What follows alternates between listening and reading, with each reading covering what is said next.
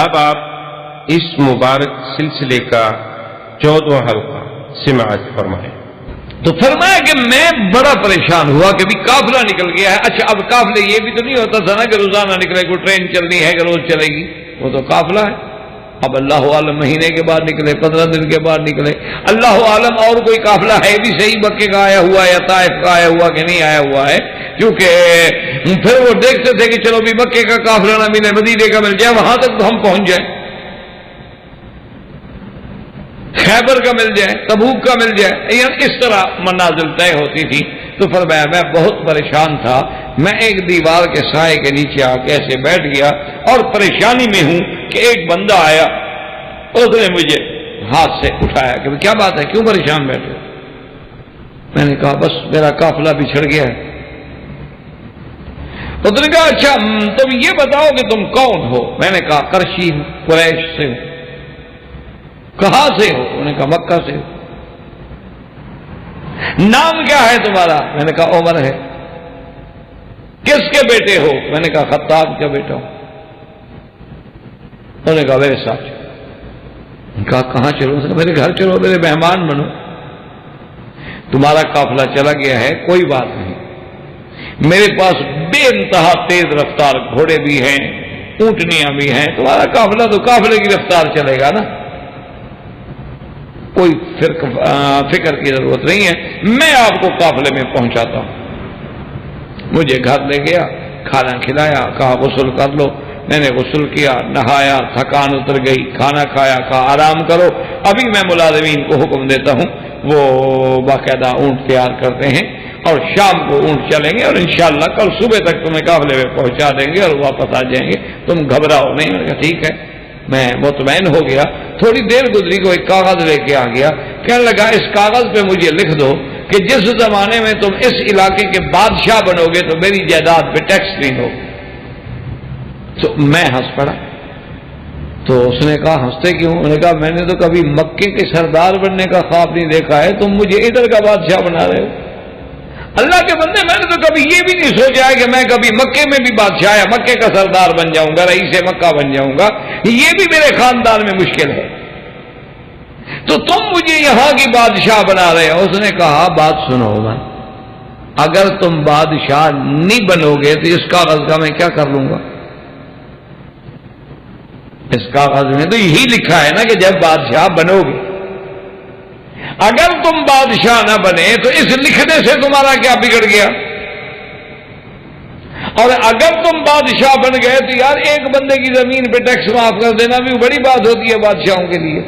تو حضرت عمر کہتے ہیں میں نے بھی تنگ آ کے دستخط کر دیے کہ اب اس نے کھانا کھلایا ہے، دعوت دی ہے، گھر لے آیا ہے، اب سواریوں پہ بٹھا کے مجھے قافلے بھی پہنچا رہا ہے، چھوڑو تو ہم سے بادشاہ بننا ہے کہ اس کی میں ٹیکس معاف کروں گا، پر میں آج یہ وہی بوڑھا ہے اور وہی میرا لکھا ہوا لے کے آ گیا، اور آج میں اس ملک کا بادشاہ ہوں، خلیفۃ المسلمین ہوں، اور یہ میرا لکھا ہوا ہے، میرے دستخط ہیں، اسی لیے میں اس کو کہہ رہا ہوں کہ لال عمر ولال ابن ہی، بھئی میں کوئی بادشاہ تو نہیں، میں تو خلیفہ رسول اللہ ہوں، یہ میری جائیداد ہے کہ میں تمہیں معاف کر دوں یا میرے بیٹے کی جائیداد ہے کہ میں معاف کر دوں، حکم اسلام کا چلے گا، میں تو کچھ نہیں کر سکتا۔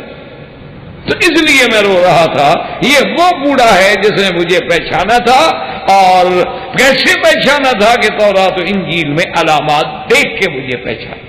تو اللہ تبارک و تعالی نے فرمایا کہ سیدنا عمر یا سیدنا ابو بکر یا اور اصحاب رسول اللہ صلی اللہ علیہ وآلہ آلہ واصحابہ وسلم کی اتنی بڑی شان ہے کہ ان کی مثالیں تو اللہ نے فرمایا کہ تورات میں بھی ہے اور انجیل میں بھی ہے، اور ان کا نام جو ہے اللہ تبارک و تعالی نے اتنا اونچا کر دیا ہے، اتنا بلند کر دیا ہے کہ اللہ تبارک و تعالی کے فرشتے بھی، یعنی یہ عظمت صحابہ کا مقام ہوتا ہے، اور خاص طور پہ حضرت عمر کا جو کسی اور کو نہیں ملا۔ اسی طرح وہ ایک تاریخ کا عظیم واقعہ ہے جس کا دشمن بھی انکار بھی کر سکتا، یعنی بعض واقعے ایسے ہوتے ہیں دیکھو جیسے اب رات ہے، تو کسی مذہب کے آدمی سے پوچھیں وہ کہے گا رات ہے، اب رات کا انکار تو نہیں ہو سکتا۔ جب سورج نکلا ہو تو کوئی آدمی کہے کہ جی یہ کیا ہے، تو کوئی کہے گا نہیں جی یہ سورج نہیں، دیا رکھا ہے اوپر، تو بیوقوف کہیں گے لوگ، کون انکار۔ تو اسی طرح ایک عظیم واقعہ ہے کہ مصر جب فتح ہوا، اور مصر بھی حضرت عمر رضی اللہ تعالیٰ عنہ کے دور میں فتح ہوا، آپ کا بنایا ہوا امیر المومنین نے جنہیں گورنر بنایا حضرت عمرو بن العاص رضی اللہ تعالیٰ عنہ۔ حضرت عمرو بن العاص رضی اللہ تعالیٰ عنہ جب تشریف لے گئے اور مصر میں پہنچے، مصر فتح ہو گیا، اسلام کا قبضہ ہو گیا، اسلام کی وہاں ماشاءاللہ عملداری ہو گئی، تو دریائے نیل میں پانی نہ آیا، بڑی پریشانی ہے۔ عمرو بن العاص نے وہاں کے جو چیدہ لوگ تھے، جو سمجھدار لوگ تھے، ان کو بلایا کہ کیا وجہ ہے یہ دریائے نیل اتنا عرصہ ہو گیا خشک پڑا ہے؟ اچھا، یہ بھی بعض روایات میں آتا ہے، اللہ عالم ان کی صحت کا، کہ یہ 4 دریا ایسے ہیں جن کا اصل جنت سے ہے، کہ وہ کہتے ہیں کہ السیحان والجیحان النیل والفرات اصلہما من الجنتی، ان 4 کا اصل جو ہے وہ جنت سے، ایک دریائے نیل، ایک دریائے فرات، اور اسی طرح ایک سیحان اور جیحان، یہ بھی نہروں کے نام، ان کا تعلق بھی کہتے ہیں جنت سے، اللہ عالم۔ اور وما ذلک علی اللہ بعزیز، اللہ کے آگے کیا مشکل ہے؟ اب دیکھیں نا کہ جیسے حجر اسود کا تعلق بھی تو جنت سے ہے، اسی طرح کہتے ہیں مقام ابراہیم کا تعلق جو ہے وہ بھی جنت سے ہے، اسی طرح سیدنا اسماعیل علیہ السلام کا جو بدلے میں ذبیحہ کیا گیا وہ بھی جنت سے آیا، تو اللہ کے آگے کوئی مشکل تو ہے نہیں۔ تو بہرحال دریائے نیل کے بارے میں انہوں نے کہا کہ حضرت ہمارے ہاں نیل میں ایک رسم ہے کہ فلاں مہینے کی فلاں تاریخ کو ہم اس دریا کی نظر چڑھاتے ہیں، اور وہ نظر یہ ہوتی ہے کہ کنواری لڑکی ہو، خوبصورت ہو، اور پورے لباس اور پورے جمال اور پورے زیوروں سے مرصع ہو، اور پھر اس لڑکی کو لے کر ہم بڑے جلوس کی شکل میں آ کے دریا کے درمیان میں دریا کی نظر کر دیتے ہیں، ہم چلے جاتے ہیں، وہ لڑکی ڈوب جاتی ہے اور دریا بھی آ جاتا ہے، پانی آ جاتا ہے۔ حضرت عمرو بن العاص حیران ہو گئے، بھی یہ تو عجیب نظر ہے۔ اچھا، خدا کی شان ہے، یہ نظریں آج بھی موجود ہیں، آپ اگر انڈیا میں رہتے ہیں ماشاءاللہ ہمارے حضرات کافی وہاں کے، آج بھی وہ گنگا جمنا کی باقاعدہ نظر مانتے ہیں، اور کسی کو 75 کرنا ہو، پاک کرنا ہو۔ اچھا، عجیب بات ہے، یعنی قوموں کی رسم یہ ہے کہ مثلا کسی جگہ مسلمان گزر گیا تو ان کے نزدیک وہ جگہ جو ہے وہ بھرشٹ ہو جاتی ہے، پاک ناپاک ہو جاتی ہے، پھر اس کو وہ گائے کے یا بھینس کے پیشاب سے پاک کرتے ہیں۔ لیکن خدا جب عقل چھینتا ہے اسی طرح ہوتا ہے کہ جگہ جو پاک تھی اس پر پیشاب ڈال کے ناپاک کر دیا، اپنے عقل میں انہوں نے پاک کر دیا۔ اللہ تبارک و تعالی رحمت کر، یہ عقل ہے۔ اچھا، یہ صرف یہ نہیں کہ انڈیا میں ہندو کرتے ہیں، مسلمان بھی کرتے ہیں، خواجہ دل دریا کی منت مانتے ہیں، اور جب دریا کا یعنی جوش ہو نا جی، دریا کٹاؤ کر رہا ہو، زمینیں کاٹ رہا ہو، تو کہتے ہیں جی بس پیر کو بلاؤ، پیر کو بلاتے ہیں جی، اور وہ وہاں جا کر جانور ذبح کراتے ہیں، جانور ذبح کر کے ان کا گوشت جو ہے وہ دریا میں ڈالتے ہیں، اور پھر وہاں وہ قلعے لگاتے ہیں، ان پہ پڑھتے ہیں کہ اس سے آگے اب دریا نہیں گزرے گا، اب ہم نے دریا کی منت پوری کر دی ہے۔ اور یہ گوشت کیوں ڈالا ہے؟ انہوں نے کہا جی حضرت خضر کی فوجیں جو ہے نا وہ بھوکھی ہوتی ہیں، وہ یہ گوشت کھاتی ہیں، راضی ہو جاتی ہیں تو واپس چلی جاتی ہیں، جیسے پیر نذرانہ لے کے واپس چل جاتا ہے۔ انہوں نے سمجھا خواجہ خضر بھی اسی طرح کا کوئی پیر ہوگا۔ انا للہ و انا الیہ راجعون۔ یہ باقاعدہ یعنی مسلمان کرتے ہیں، مسلمانوں کی بات میں کہہ رہا ہوں، کافروں کی بات نہیں کہہ رہا۔ اب بھی دریاؤں کے نام کی منتیں مانی جاتی ہیں، اور اب بھی مسلمان دریاؤں میں جب ان کی کشتیاں پھنس جاتی ہیں، بگرداب بلا افتاد کشتی، مدد کن یا معین الدین چشتی، کہ جب دریا کے گرداب میں کشتیاں آتی ہیں کہتے ہیں معین الدین تم مدد کر کے ہمیں نجات دو، اور ہمارے ملک والے معین الدین کو نہیں بلاتے، وہ فضل حق کو بلاتے ہیں، وہ حضرت خواجہ فضل حق کا نعرہ لگاتے ہیں کہ فضل حق ہمارا بیڑا دھک۔ یہ پیروں نے تقسیم کیا ہوا ہے نا جی، کہ اگر پنجاب کی عورتوں کو جن ہو تو پھر سندھ والا پیر نکالتا ہے، اور سندھ والی عورتوں کو اگر جن پکڑ لیں تو پھر ہمارے ملتان والے نکالتے ہیں، تاکہ آنے جانے کا رستہ ہو نا، کوئی لمبا سفر ہو، گاڑیاں چلیں، ٹرینوں کا کام بنے، ان کے آپس میں کہیں وعدہ وعید ہو تو وہ بھی موقع مل جائے۔ یہ مقامی پیر مسئلہ حل کر دے تو پھر تو کام نہیں بنے گا نا۔ انا للہ و انا الیہ راجعون، یہ مسلمان ہیں، تو حضرت عمرو ابن العاص رضی اللہ تعالی عنہ نے جب یہ بات سنی، انہوں نے کہا کہ نہیں، ٹھہر جاؤ، یہ ہم مسلمان ہیں، ہم ان چیزوں کو نہیں مانتے، لیکن اس کے بارے میں لکھوں گا امیر المؤمنین خلیفۃ المسلمین سیدنا عمر رضی اللہ تعالی عنہ کو، اور دیکھتے ہیں کہ حضرت عمر کیا رائے۔ اللہ اکبر۔ سیدنا عمر رضی اللہ تعالی عنہ کو خط ملا، یہ امیر المؤمنین عمر ہے نا رضی اللہ تعالی۔ سیدنا عمر کو جب خط ملا، آپ نے فوراً اپنے کاتب کو بلایا، فرمایا ادھر آؤ، لکھو، خط لکھو۔ انہوں نے کہا شاید گورنر صاحب کو خط لکھواتے۔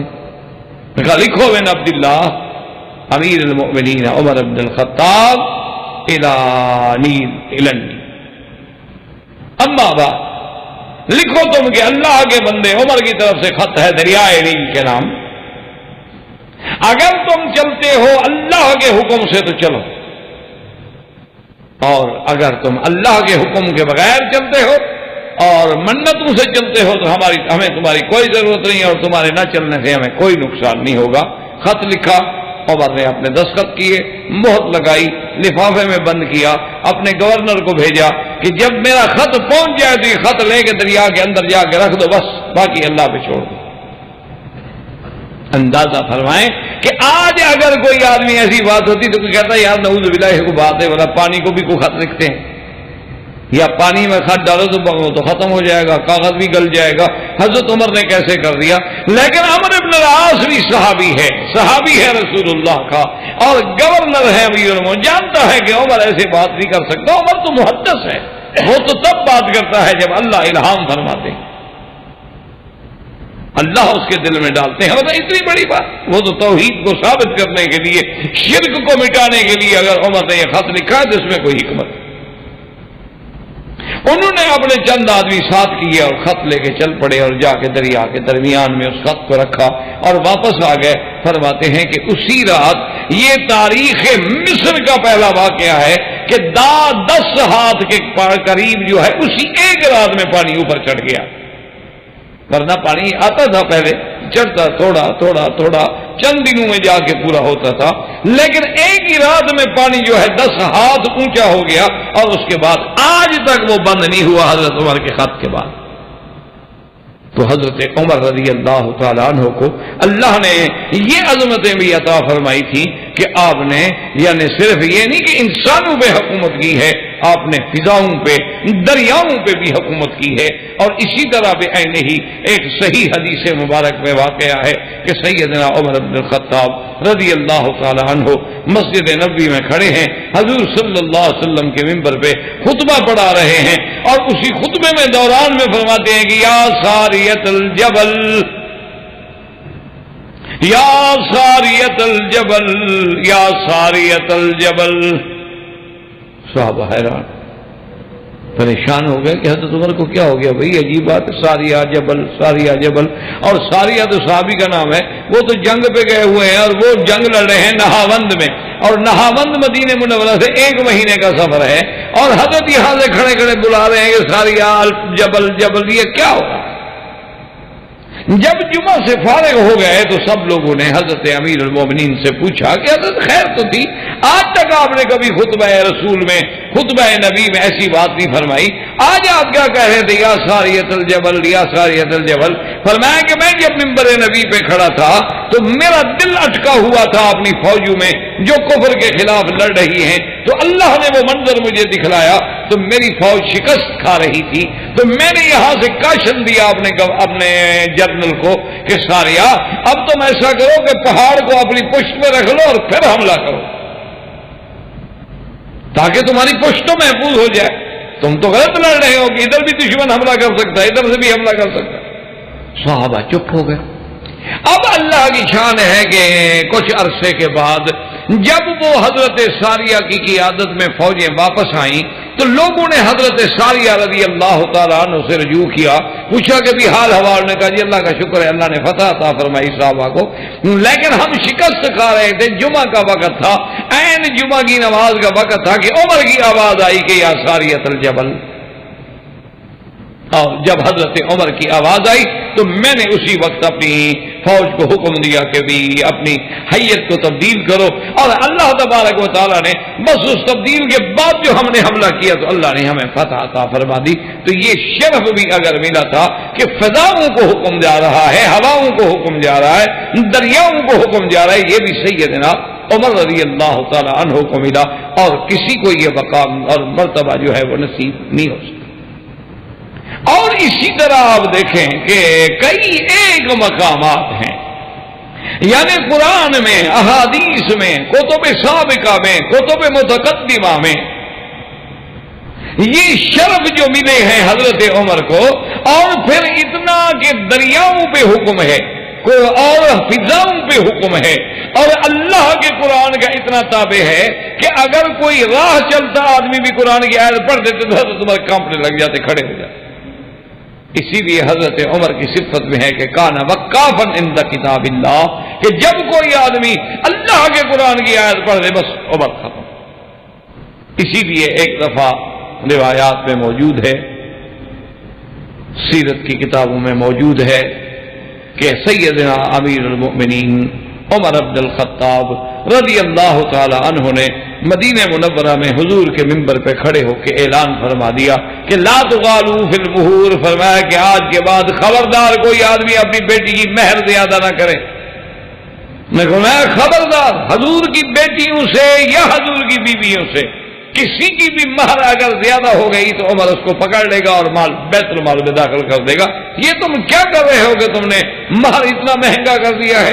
تو جب مہر مہنگا ہو جائے گا، حلال مہنگا ہو جائے گا، لازمی بات ہے کہ پھر حرام سستا ہوگا۔ یہ تو فطری بات ہے، جب حلال نہیں ملے گا۔ آج بھی آپ دیکھ لیں کہ اسلام کے لوگ، یعنی ہم عرب اور عجم دو متبادی رسومات میں مبتلا ہو گئے ہیں۔ ہمارے ملک میں جہیز کی لعنت کی وجہ سے شادیاں نہیں ہوتی کہ جی لڑکا جو ہے، لڑکی والے جہیز بھی دیں، لڑکی بھی دیں، جہیز بھی دیں۔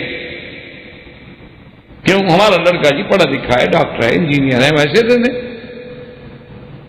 لڑکی والے جہیز بھی ادا کریں، کار بھی لے کے آئے، فریج لے کے آئے، گھر کا سامان لے کے آئے، وی سی آر، ویڈیو سارا جہان لے کے آئے، اور اگر وہ لڑکی بیچاری جہیز میں سامان نہ لا سکے تو ساری زندگی تانے سہتے سہتے بن جائے گی۔ تو تم کیا لائی تھی؟ کیا تھا تمہارے گھر والوں کے پاس؟ کس بات پہ اکڑ رہی ہو؟ اور یہاں الٹ رواج ہے کہ جناب پہلے تو 1 لاکھ حق المہر ادا کرو، یا 10,000 یا 20,000، اور اس کے بعد جب شادی کرنی ہو تو جو افراح ہیں، شادی گھر ہیں، وہاں ماشاءاللہ جو بڑے ہیں ان کا تو 5-5 10-10 لاکھ ریال ایک رات کا کرایہ ہے۔ اب تو 5 اسٹار ہوٹلوں میں بھی باقاعدہ دعوتیں ہوتی۔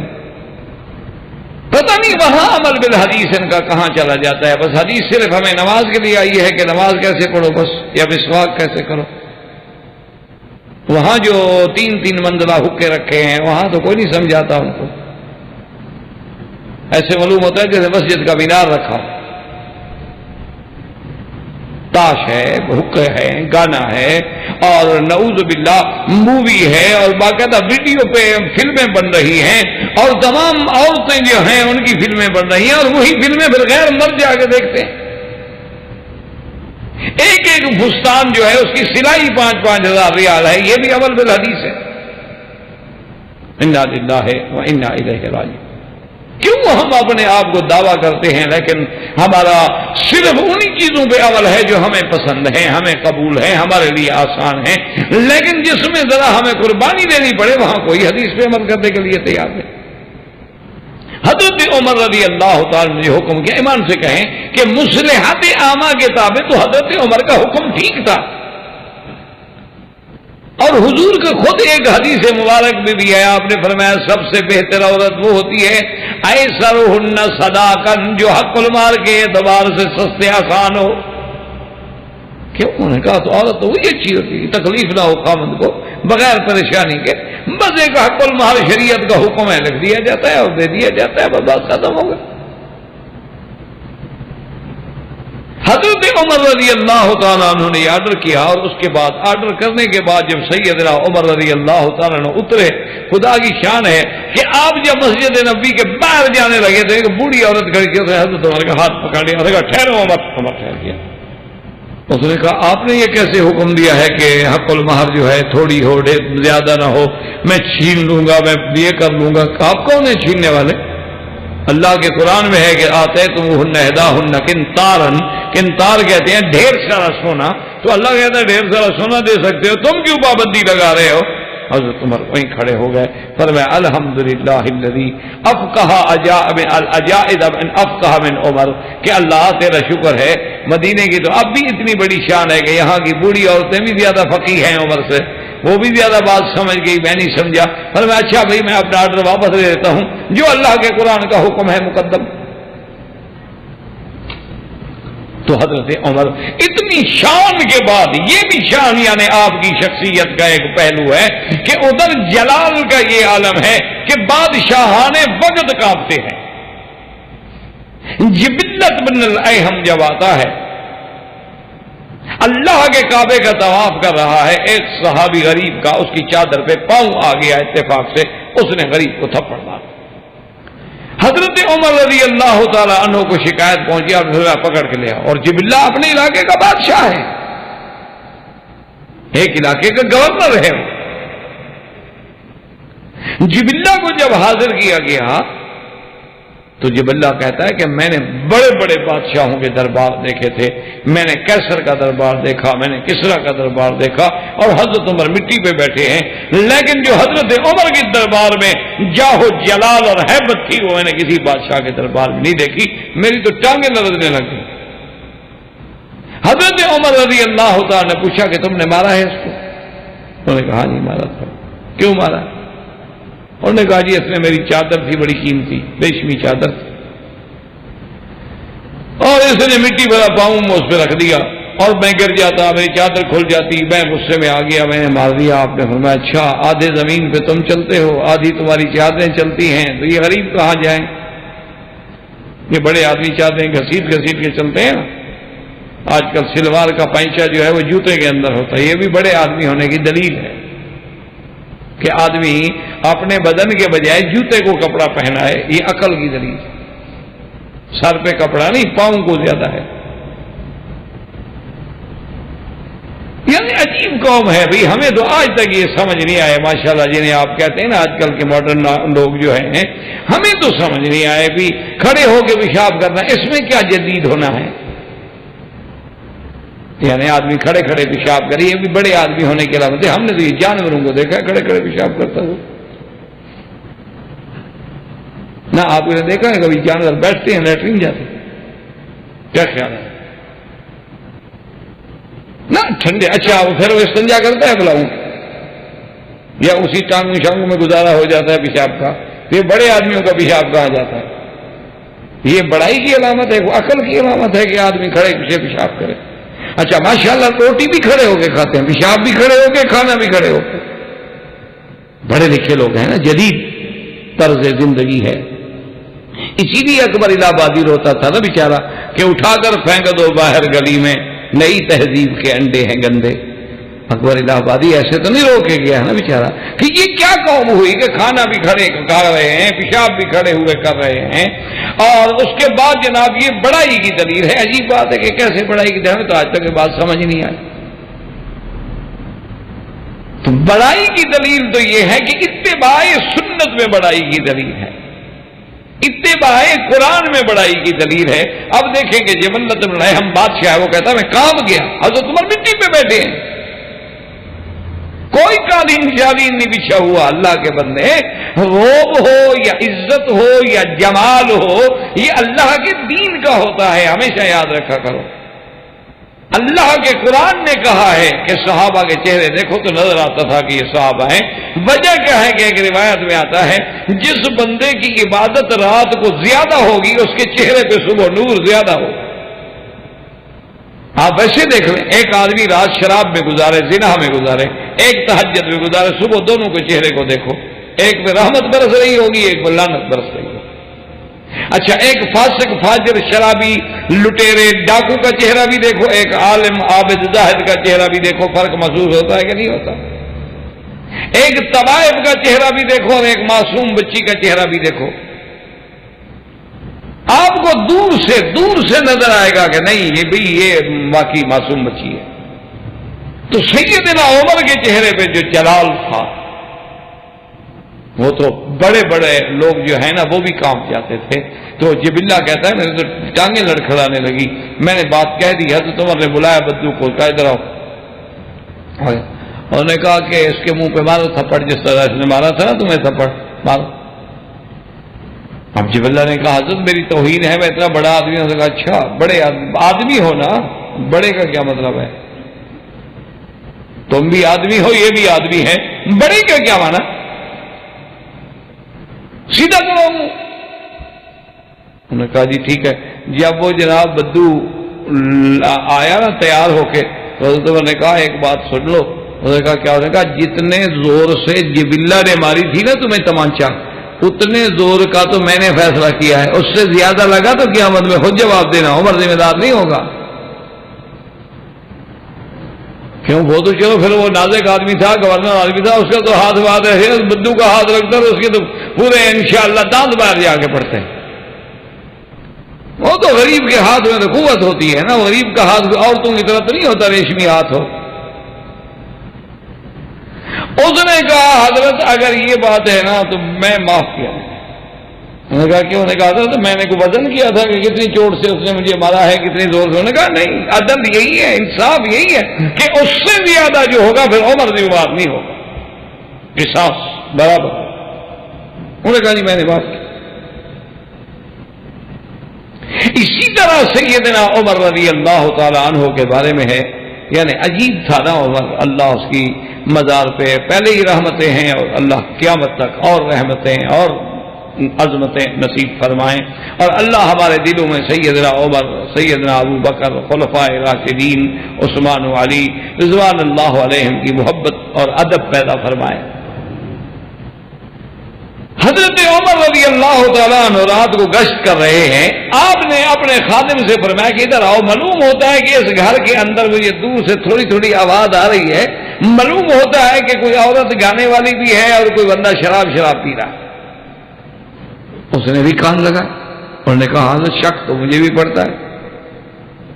حضرت عمر رضی اللہ تعالیٰ نے پھر تسلی کر دی، اور تسلی کرنے کے بعد ایک مقام سے دیکھا تو اندازہ جگہ موجود تھی، آپ نے دیوار سے پھلانگا، خادم نے بھی پھلانگا تو اندر عورت بھی موجود تھی، شراب کی بوتل بھی موجود تھی، اور مرد بھی نشے میں تھا اور عورت بھی گا رہی تھی۔ تو انہوں نے کہا اچھا عدو اللہ، تمہیں پتا تھا کہ تم کمرے بند کر کے یہاں دور تنہائی میں شرابیں پیو گے اور گناہ کرو گے اور عمر کو دھوکہ دو گے، عمر کو پتہ نہیں لگے گا؟ تم نے کیا سوچا ہوا تھا کہ عمر سویا ہوا ہے؟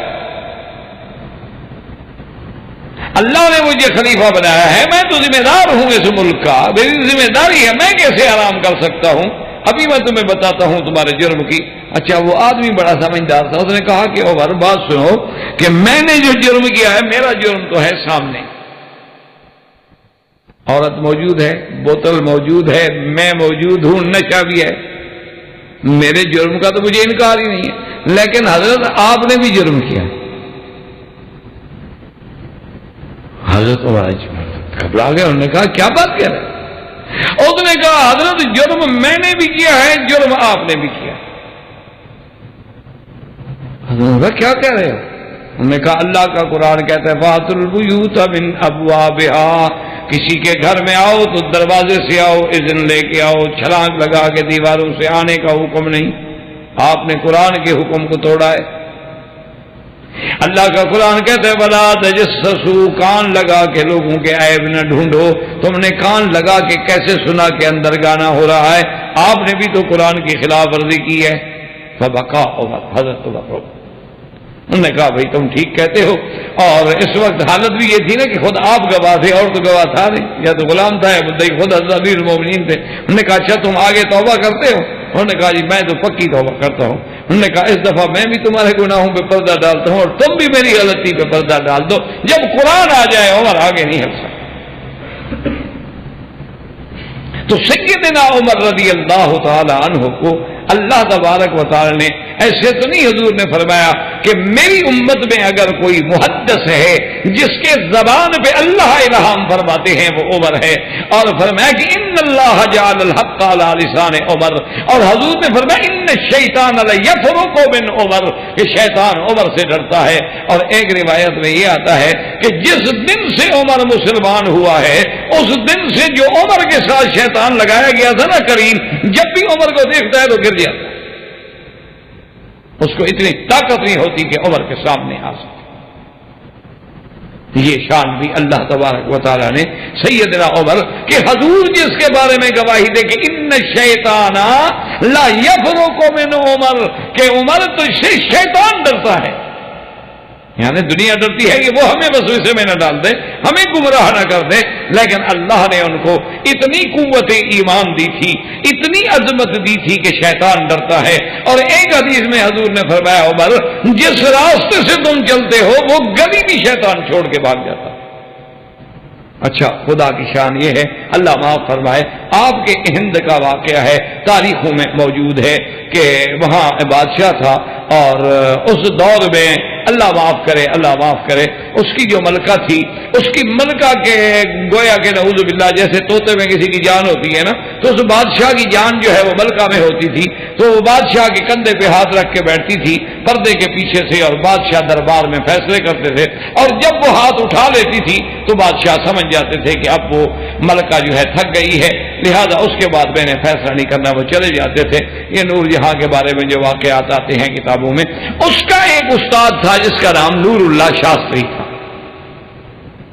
یہ نور اللہ شاستری جو ہے یہ اصل میں یہ رافضی تھا، دشمنان صحابہ میں سے تھا، اور یہ بہت بڑا ان کے مذہب کا مولوی تھا۔ یہ اہل سنت والجماعت کے پردے میں ہندوستان چلا گیا اور رہا اپنے آپ کو اہل سنت والجماعت ظاہر کیا، اور اصل میں وہ اس ملکہ نور جہاں کا استاد بھی تھا، اس کو بھی پڑھاتا رہا اور دربار میں اثر رسوخ بھی پیدا کرتا رہا، حتیٰ کہ ایک وقت آ گیا کہ اس کا پوری دربار پہ، کابینہ پہ، وزیروں پہ، مشیروں پہ، کیونکہ ملکہ جو اس کے ساتھ ہے اس کی شاگرد ہے، تو اتنا اثر ہو گیا کہ اب وہ سمجھ گیا کہ اب مجھے نقصان پہنچانا آسان نہیں ہے، تو اس نے آہستہ آہستہ پر پرزے نکالے اور اس نے ظاہر کیا کہ بھی میں تو سنی نہیں ہوں، میں تو اہل سنت نہیں ہوں، میں نے تو تقیہ کیا۔ بہرحال تو اس نے جناب ایک قصیدہ لکھا، ایک شعر لکھا فارسی کا، جس کا معنی یہ ہوتا تھا کہ میں اپنی عمر سے اس لیے بیزار ہوں کہ میری عمر میں بھی تو عمر کا نام آتا ہے نا۔ آپ پوچھتے ہیں نا جی آپ کی عمر کتنی ہے، وہ کہتا ہے جی 50 سال، جی آپ کی عمر کتنی ہے، کہا جی 30 سال، آپ کی عمر کتنی ہے جی 60 سال، تو عمر میں تو عمر کا نام آتا ہے، اس لیے اس نے کہا یار میں کیا کروں، میں تو اپنی زندگی اور عمر سے اس لیے بیزار ہوں کہ میری عمر میں بھی تو عمر کا نام آتا ہے نا۔ یعنی حضرت عمر کی توہین میں یہ شعر لکھا، اور یہ شعر چلتے چلتے چلتے چلتے بادشاہ تک بھی پہنچ گیا۔ بادشاہ نے فوراً طلب کر لیا کہ بھی شاستری کو بھی بلاؤ، سب کو بلاؤ، اور دربار لگ گیا، اور ملکہ بھی آ کے بیٹھ گئی کہ آج تو اس کے اپنے استاد کی پیشی ہو گئی۔ اب جناب جب وہ بادشاہ دربار میں آئے تو انہوں نے پوچھا نور اللہ شاستری سے، اب اس کو پتا تھا کہ میرا بادشاہ کیا بگاڑ سکتا ہے، ساری کابینہ میرے ساتھ ہے، سارے منسٹر میرے ساتھ ہیں، وزیر میرے ساتھ ہیں، مشیر میرے ساتھ ہیں، بادشاہ اکیلا کیا کر لے گا؟ تو وہ بڑے تمطراق سے آیا، اس نے کہا مجھے یہ بات پہنچی ہے کہ حضرت عمر کی شان میں گستاخی کرتے ہوئے آپ نے یہ شعر لکھا ہے۔ انہوں نے کہا کہ ہاں جی میں نے لکھا، بڑے دھڑلے سے کہہ دیجیے ہاں جی میں نے لکھا۔ تو بادشاہ نے کہا اللہ کے بندے سوچ لو، سمجھ لو، حضرت عمر خلیفہ رسول اللہ ہیں، حضرت عمر جو ہیں وہ حضور صلی اللہ علیہ وسلم کے وزیر ہیں، حضور کے خلیفہ ثانی ہیں، حضور کے ساتھ مازار میں آرام فرما ہیں، اور تم ان کی ذات میں اگر ایک آدمی نہیں مانتا لیکن گستاخی کا تو حق نہیں۔ انہوں نے کہا جی بہرحال میں اچھا نہیں سمجھتا، میں نے کہا ہے۔ جب بادشاہ نے سے بارہ پوچھا تو ملکہ نے پیچھے سے ہاتھ اٹھایا، لیکن بادشاہ پھر بھی بیٹھا رہا۔ اور پھر ملکہ نے پیچھے سے گریبان پکڑ کے کھینچا کہ مہربانی کرو اب فیصلہ نہ کر رہے بادشاہ جلدی میں، تو بادشاہ نے پرواہ نہ کی. پھر ملکہ نے زور سے جب کھینچا تو بادشاہ نے غصے میں آ کے اپنا ہاتھ جو تھا نا ایسے الٹا ہاتھ مارا ملکہ کو اور کہا کہ جانے من جان دادن ایمان نہ دادن. تمہارے ناراض ہونے سے زیادہ یہ ہو جائے گا نا کہ میں مر جاؤں گا، میں جان دے سکتا ہوں ایمان نہیں دے سکتا کہ عمر کی گالی سنوں، یہ کیسے ہو؟ تو بادشاہ نے ان کی سزائے موت کا فیصلہ کیا، جس کو اسی لیے کہتے ہیں ہمارا شہید پنجو، وہ ہمارا شہید ہو گیا تھا. بھئی حضرت عمر کو گالی دینے والا شہید تھوڑا ہو جاتا. اللہ تبارک و تعالیٰ رحم فرمائے. تو اللہ تبارک و تعالیٰ نے اس نام میں بھی اتنی یعنی عظمت رکھی تھی. اللہ نے حضرت عمر رضی اللہ تعالیٰ عنہ کو وہ مقام بخشا تھا کہ یعنی جس کے بارے میں اللہ کا نبی گواہی دے کہ ان الشیطان لیفرق من عمر. اور بھی کئی روایات ہیں جو اس بات پہ دلالت کرتی ہیں.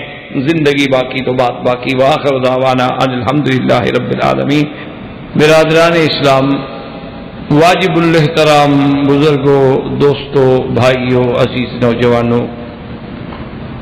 خلفاء راشدین کے دروس کے ضمن میں الحمدللہ اللہ تبارک و تعالیٰ کی رحمت سے سیدنا امیر المؤمنین عمر بن الخطاب رضی اللہ تعالی عنہ کے ضمن میں درس سابقہ میں باتیں ہوئی تھیں. آج بھی سیدنا عمر بن الخطاب رضی اللہ تعالی عنہ کے بارے میں دو باتیں ہیں جو مصطلحات علماء ہیں. ایک کہتے ہیں اولیات عمر،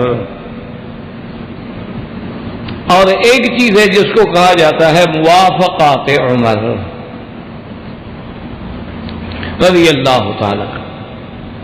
اولیات عمر کا معنی یہ ہوتا ہے کہ وہ کام جو سب سے پہلے جن کی ابتدا جو ہے وہ سیدنا عمر رضی اللہ تعالی عنہ نے کی.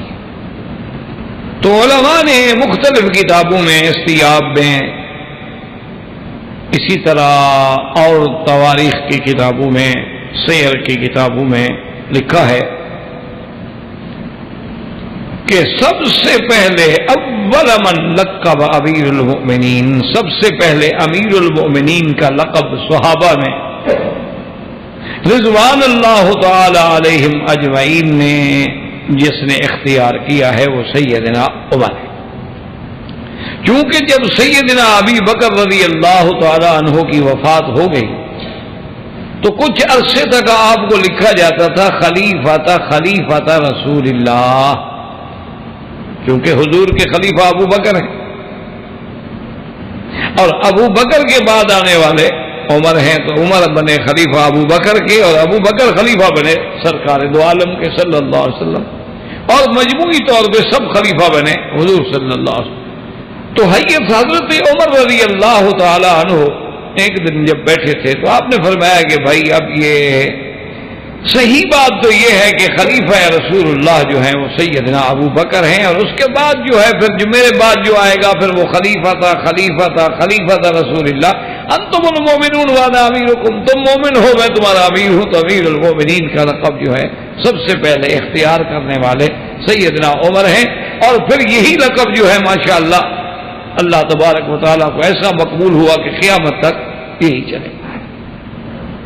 تو یہ اولیت جو ہے یہ بھی سیدنا عمر کو نصیب. اور اسی طرح علماء نے یہ بھی لکھا ہے کہ اول من دون تاریخ الہجرت، کہ تاریخ ہجری کی جو ابتدا ہے، چونکہ پہلے دور میں تو تاریخ جو ہے وہ میلادی تھی جس کا تعلق سیدنا عیسیٰ علیہ السلام کی ولادت سے تھا، جو آج تک بھی رائج ہے جیسے 2001. تو یہ سنہ میلادی ہے، اس کی بنیاد جو ہے وہ عیسیٰ علیہ السلام کی پیدائش. لیکن مسلمانوں نے اور صحابہ نے تمام چیزوں کی روایات کو چھوڑ دیا کہ بھی اگر ہم بھی میلادی رکھیں گے تو پھر عیسیٰ علیہ السلام کے ماننے والوں میں نصارہ میں اور مسلمانوں میں کیا فرق ہوگا. اور اگر ہر پیغمبر کی پیدائش کو تاریخ کی ابتدا بنایا جائے تو پھر آدم علیہ السلام، ابراہیم علیہ السلام، نوح علیہ السلام کس پیغمبر کا بنایا جائے. اسی طرح بعض علماء نے فرمایا کہ حضور صلی اللہ علیہ وسلم کے معراج سے حضور صلی اللہ علیہ وسلم کی بعثت سے جب آپ پر سب سے پہلے قرآن اترا ہے، لیکن سب کی رائے جو تھی اور سیدنا عمر کی رائے اور تدوین کرنے والے تاریخ ہجری کی وہ حضرت عمر ہے۔ آپ نے فرمایا نہیں، ہجرت جو ہے وہی ہے دراصل اسلام کی عظمت کا سوال،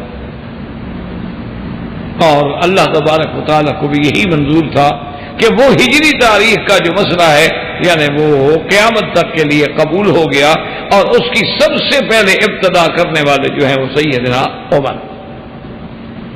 اور اسی طرح تمام تاریخ کی کتابوں میں آپ دیکھ لیں، حتیٰ کہ دشمن بھی اعتراف کرتے ہیں کہ یہ جو آج کل یورپ میں آپ دیکھتے ہیں کہ ویلفیئر اسٹیٹ کا ایک تصور ہے کہ بھی ہر آدمی جو بے روزگار ہے اس کو باقاعدہ وظیفہ ملتا ہے، بچہ پیدا ہو جائے وظیفہ ملتا ہے، آپ کے بچے زیادہ ہو گئے تو آپ کو کونسل مکان دیتی ہے بڑے نامینل چارجز پر۔ تو یہ سارا جو دراصل ویلفیئر کونسل کا تصور ہے، یہ سب سے پہلے وظائف کا تقرر جو ہے سیدنا عمر نے کیا رضی اللہ تعالیٰ عنہ نے، اور آج بھی دشمن اس کا اعتراف کرتا ہے۔ یعنی آپ دیکھ لیں برٹش کا جو قانون ہے، ان کا جو آئین ہے جو تدوین کیا گیا ہے، وہ جس پروفیسر نے لکھا تھا اس نے اعتراف کیا ہے اپنی کتابوں میں کہ میں نے سیدنا عمر سے متاثر ہو کے یہ لکھا ہے۔ تو اس کا تصور دینے والا سب سے پہلے کہ بھی غریب کو وظیفہ دو، بے روزگار کو وظیفہ دو، بوڑھا ہے وظیفہ دو، بچہ پیدا ہو وظیفہ دو، حتیٰ کہ یہودی ہے، نصرانی ہے، بوڑھا ہو گیا، بیکار ہے، اس کو بھی وظیفہ دو۔ یہ تعصب جو ہے سب سے پہلے سیدنا عمر نے دیا ہے رضی اللہ تعالیٰ عنہ نے۔ یہ شان بھی حضرت عمر کی ہے کہ عمر جیسا آدمی جو ہے وہ کھڑے ہو کے کہتے تھے کہ اگر دریائے نیل یا دریائے فرات کے کنارے پہ کوئی کتا بھی بھوک سے مر جائے تو اس کا جواب بھی قیامت میں عمر دے گا۔ آج تو بندے مر جاتے ہیں، خودکشی کر رہے ہیں، کوئی پوچھنے والا بھی، اور ہیں بھی ہم سب مسلمان۔ تو یہ جو نظم ہے، نظام ہے، سب سے پہلے حضرت عمر نے دیا۔ اور اسی طرح مساجد میں یعنی لائٹ کا انتظام کرنا، ورنہ یہ ہوتا تھا کہ بھی ایک تھوڑا دیا شیا، ایک دیا دو دیے رکھ دیے، تھوڑی روشنی ہو گئی، لوگوں کو اندازہ ہو گیا کہ مسجد کا داخلہ ہے، اندر جانا ہے، باہر نکلنا ہے۔ لیکن ایک دفعہ سیدنا علی رضی اللہ تعالیٰ عنہ جو آئے تو دیکھا رمضان المبارک کا مہینہ تھا، مسجد میں قنادیل لٹکے ہوئے ہیں اور لیمپ لٹکے ہوئے ہیں اور بڑی روشنی ہے۔ تو انہوں نے پوچھا بھی یہ کس نے کیا؟ تو انہوں نے کہا کہ حضرت عمر نے کیا تھا اور ان کے آرڈر تھے۔ تو آپ نے بڑے خوش ہو کے دعا کی، فرمایا نور اللہ فی قبر عمر کما نور مساجدنا، کہ اللہ عمر کی قبر کو بھی ایسے منور کر دینا جیسے اس نے ہماری مساجد کو منور کر دیا۔ تو یہ اولیت جو ہے یہ بھی سیدنا عمر کو ملی رضی اللہ تعالی۔ اور اسی طرح یاد رکھیں کہ ایک قاری قرآن پر رمضان المبارک میں جمع ہو کے تراویح کا پڑھنا اور 20 رکعت پڑھنا، اس کی ابتدا کرنے والا بھی عمر رضی اللہ تعالی عنہ۔ کہ آپ دیکھیں کہ حضرت عمر رضی اللہ تعالی عنہ جب تشریف لائے اور انہوں نے مسجد نبوی میں دیکھا کہ ماشاءاللہ رمضان المبارک میں بڑی رونق ہے، کوئی حافظ ادھر پڑھ رہا ہے، کوئی قاری وہاں پڑھ رہا ہے، کسی کے ساتھ 10 آدمی، کسی کے بعد 20 آدمی، کسی کے بعد 4 آدمی ہیں۔ تو آپ نے فرمایا کہ یار یہ علیحدہ علیحدہ پڑھنے کے بجائے ایسا کیوں نہ ہو کہ ہم مسلمانوں کو ایک امام پہ جمع کر دیں۔ فجمعهم على ابی بن کعب، آپ نے حضرت ابی بن کعب، کیونکہ حضرت ابی بن کعب وہ ہیں جن کے بارے میں اللہ کے نبی نے فرمایا کہ اقرؤکم ابی، کہ سب سے بہتر قرآن پڑھنے والا جو ہے قرأت سے ابی بن کعب۔ آپ نے حکم دے دیا کہ علیحدہ علیحدہ نہ پڑھو، سارے جماعت جو ہے مل کے ایک امام کے پیچھے حضرت ابی بن کعب کے پیچھے کھڑے ہو کے 20 تراویح پڑھی جائیں۔ تو اس تراویح کی اور 20 تراویح کی ابتدا رکھنے والا جو ہے وہ حضرت عمر ہے، اور یہ اولیت کا شرف بھی حضرت عمر کو ملا ہے، اور تمام صحابہ نے اجماع کر لیا تو اس کا درجہ وہی ہو گیا جو سنت رسول اللہ، کہ کسی صحابی نے اعتراض نہیں کیا کہ جی ہم 20 نہیں پڑھتے۔ تو جب اجماع ہو جائے صحابہ کا اور خلیفہ راشد کا عمل ہو تو اس کا وہی مرتبہ ہوتا ہے جو سنت رسول اللہ کا ہے. علیکم سنتی وسنت الخلفاء الراشدین المہدیین.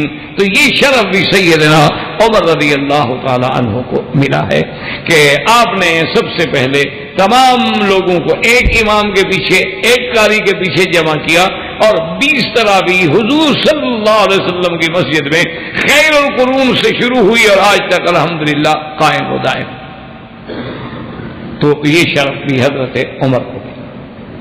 اور اسی طرح یاد رکھیں کہ سب سے پہلے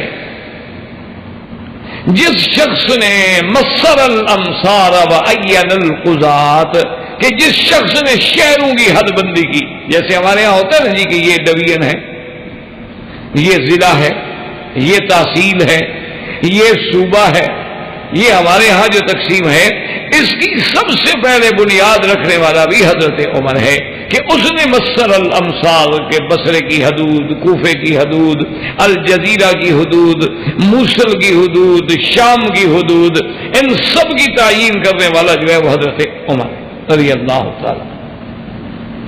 اسی طرح جیسے آج کل آپ دیکھتے ہیں نا جی کہ کہیں کوئی بڑی جگہ ہو تو وہاں ایک ہائی کورٹ کی بینچ آ جاتی ہے کہ جی ہائی کورٹ کی یہ بینچ ہے، اور پھر ایک جگہ سپریم کورٹ ہوتی ہے، اور اگر کوئی صوبے بڑے ہو جائیں تو وہاں سپریم کورٹ کی بھی بینچز قائم کر دی جاتی ہیں.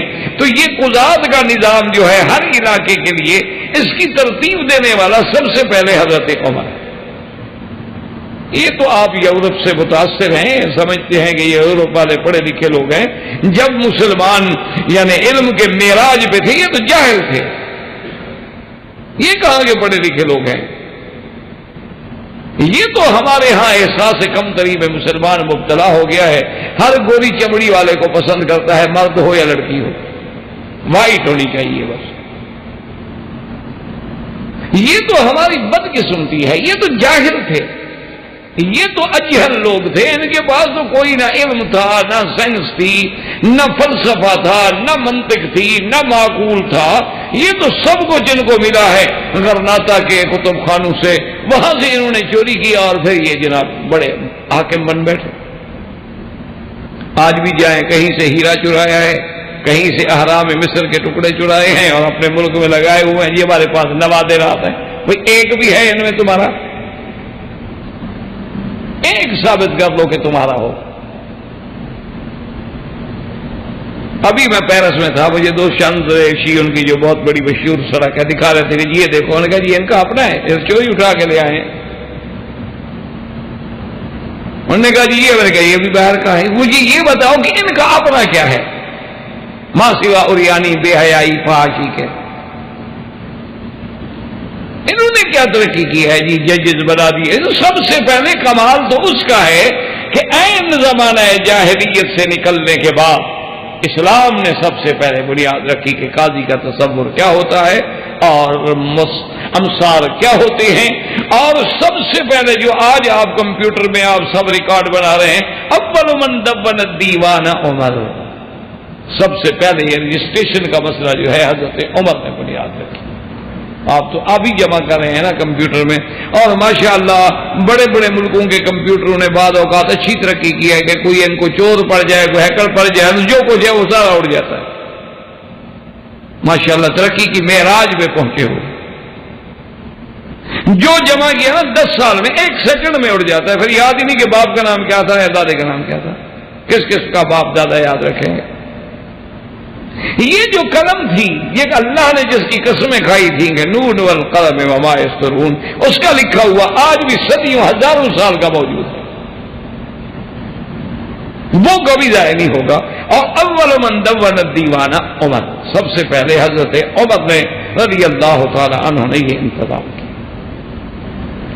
یہ جو آپ کہتے ہیں نا جی کہ آج ہمارے راستے موٹر ویز پہ سروس اسٹیشن ہوتے ہیں تو انہوں نے تو لوٹنے کے لیے بنائے ہیں. یہ سیدنا عمر ہے کہ جس نے اسٹیشن بنا دیے تھے کہ مسافرین کو آٹا بھی ملے، ستو بھی ملے، پانی بھی ملے، کھجور بھی ملے، جہاں تک سفر کریں کسی کو جہاں کوئی ضرورت پیش آ جائے اتنے میل کے بعد سارا انتظام کر دو. یہ انتظام کرنے والا بھی سب سے پہلے عمر ہے رضی اللہ تعالی. یہ شرف بھی سیدنا عمر رضی اللہ تعالی عنہ کو ملا۔ اور اسی طرح یاد رکھیں کہ سرکار دو عالم سیدنا محمد مصطفیٰ صلی اللہ علیہ وسلم کی مسجد مبارک جو ہے وہ حضور صلی اللہ علیہ وسلم کے بعد اللہ نے جو جو اسلام کو عظمت دی مسجد چھوٹی ہو گئی، لوگ زیادہ ہو گئے۔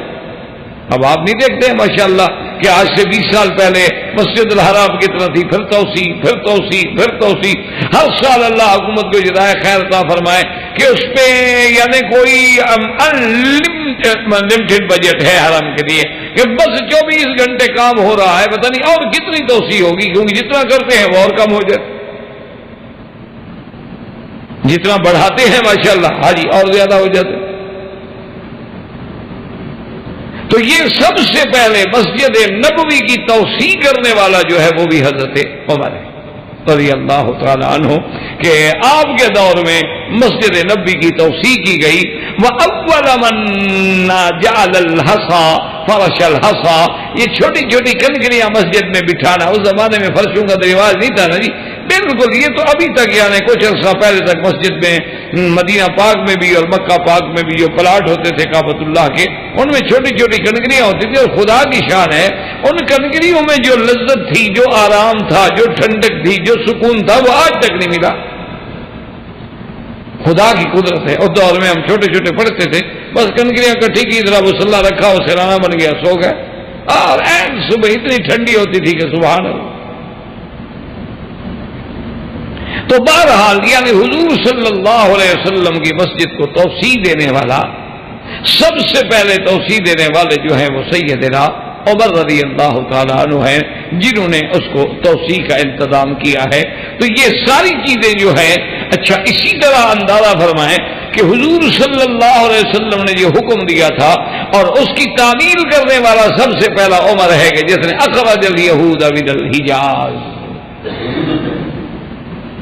حضور صلی اللہ علیہ وسلم نے یہودیوں کو نکالا تھا مدینہ منورہ سے، مدینہ منورہ سے نکالا اور ان کو خیبر کی طرف دھکیل دیا تھا، لیکن حضور نے فرمایا تھا کہ ان کو حجاز کی زمین سے بھی نکالا جائے، تو اس پہ سب سے پہلے عمل کرنے والا حضرت عمر ہے کہ اخرج الیہود من الحجاز الی الشام، انہوں نے کہا حجاز کو چھوڑو، نکل جاؤ شام کی طرف۔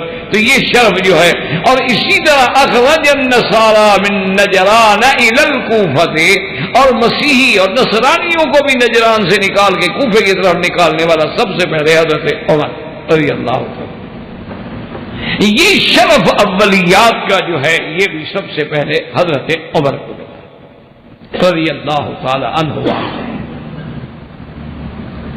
اور اسی طرح علماء نے لکھا ہے کہ امیر المومنین ہونے کے باوجود اور خلیفہ رسول عربی صلی اللہ علیہ وسلم ہونے کے باوجود رات کو گشت کا انتظام کرنے والا جو ہے وہ بھی حضرت عمر ہے،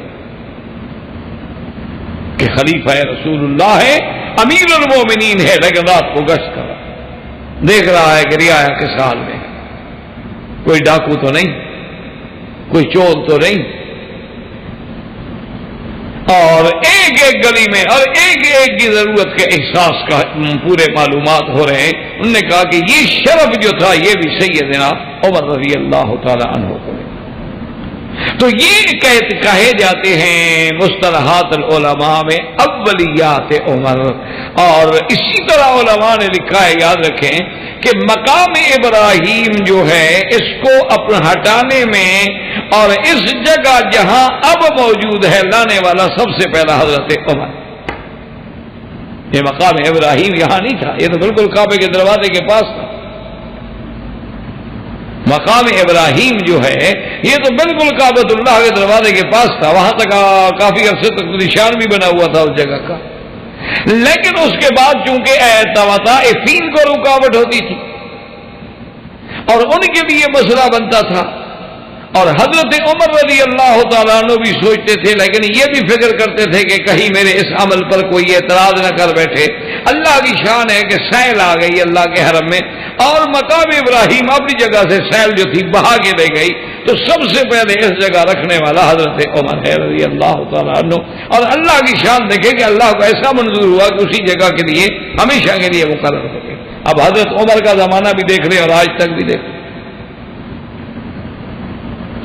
اور آپ کے بعد خدا کی قدرت دیکھیں کہ بہت سارے مسلمان بادشاہوں نے سوچا، انہوں نے خیال کیا کہ اس کو ہم اور پیچھے لے جائیں تاکہ طواف کا چکر جو آپ دیکھیں نا، آپ عین حج میں بھی اسی مقام ابراہیم پہ آگے ہم پھنستے ہیں کہ لوگ نمازیں شروع کر دیتے ہیں، ماشاءاللہ پکڑ کے کھڑے ہو جاتے ہیں، رکاوٹیں، اور اس کے بعد جناب تو بہرحال بہت سارے بادشاہوں نے سوچا، لیکن جب انہوں نے علماء سے مشورہ کیا تو انہوں نے کہا کہ پھر یہ کھیل نہ بن جائے کہ جو بھی آئے وہ پیچھے ہٹاتا رہے اور پیچھے ہٹاتا رہے، بس اب جب عمر نے رکھ دیا ہے تو اسی جگہ رہے گا۔ تو اللہ تبارک و تعالی نے دراصل حضرت عمر رضی اللہ تعالی عنہ کی اس یادگار کو ہمیشہ کے لیے قائم رکھنا تھا۔ تو یہ بھی اولیات سیدنا عمر رضی اللہ تعالی عنہ ہیں کہ سب سے پہلے یعنی اس کام کے کرنے والا کون ہے؟ وہ عمر۔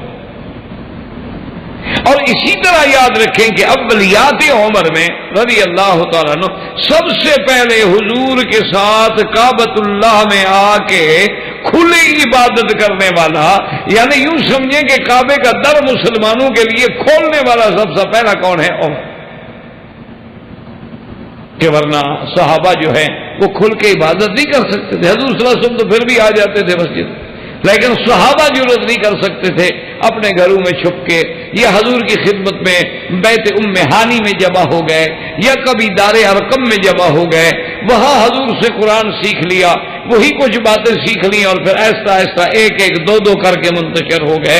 اور جس دن حضرت عمر اسلام لے آئے تو انہوں نے کہا کہ یا رسول اللہ اب مہربانی کریں کہ آپ حضرت حمزہ کو بھی حکم دیں کہ ایک دو صفے بنا لیتے ہیں، ایک کے آگے حمزہ چلیں گے اور ایک کے آگے میں چلوں گا۔ یہ کیا بات ہے کہ جب ہم حق پر ہیں تو پھر اللہ کے کعبے میں کیوں نہیں عبادت کریں؟ حضور صلی اللہ علیہ وسلم نے فرمایا ٹھیک ہے۔